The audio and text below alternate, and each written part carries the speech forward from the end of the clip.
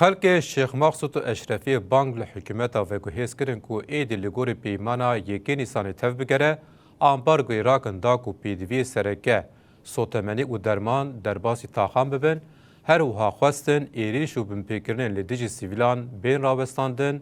بند بین راکرن. امو گل ملت شیخ مقصود هرو دور ام چنبر دانه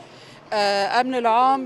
ریک دور پیچ کری دور موی ملتی نه هل نه موضوع در باز به نه درمان در باز به هرو مثلا دور دن دنیز وستانه اگر ریک نتیم فکرن ملت گی سر ما رو بمره و اذا درمان نت قچگی نخوش ببن هفتشتنو تشتنی اساسی نگرک ری وبن ام دخوازن انو وی ریک نو وبن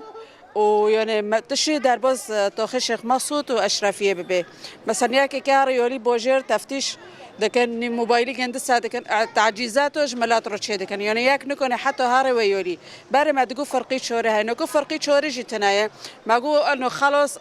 اخوة الشعوب چبی یعنی گرک نه هنو به گرک ری اولاغ وبر جیالی ما چه به جیالی ما چه به جیالی وانا يعني أرتا بس في حربة أرتا جرك رأي ولاق جوابن. أم دخازن و حصارا ذابل سر شيخ مقصود وأشرفية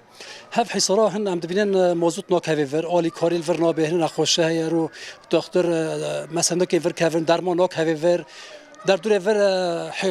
حاجز دینن هف حزنا ملت من که سرباز ناک هف باجر ملت دگرن شباب دگرن يعني هف شتاجي تأثير خو برد که وزرار خارجي لسوريا گشتي هي كوني أمان كوني استقرار كوني هف ام وقت شتاج حکومتی مؤقت دخوازن تدخل که حکومتی دبی از سرسوری گشتی از او دکم گرک مداخله که هفت تشتی دبی تجاوزات دبی اونا دو بس جت شرا هفت شتانو کافی خدمتی ام بین سوریه کی نه سوریه کی ام که چیکن هرو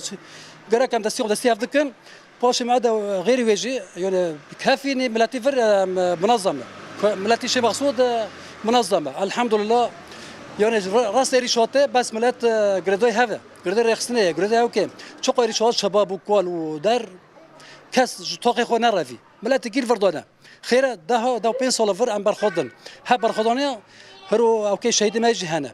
هرو خدان فكر نهرو رام نكن جا اوكي خدر كافن بن عند خوازن انه في حصار سر ما وب به انه موضوع تکاویه نکاج وستانه کی واره وزار کنه چیزم بی خانه انه مثلا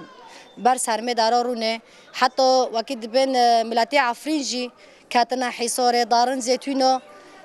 نیلن انه زیتونه خواب رفکن دارن دبن ور انه دبن نیوه معدن طيب چیزم بی و وقتی دبن و ملتی هيا ان دنیا راحت ببه تشتك هاوش مقصود اشرفیه و ميلي باجر داجي ان دارن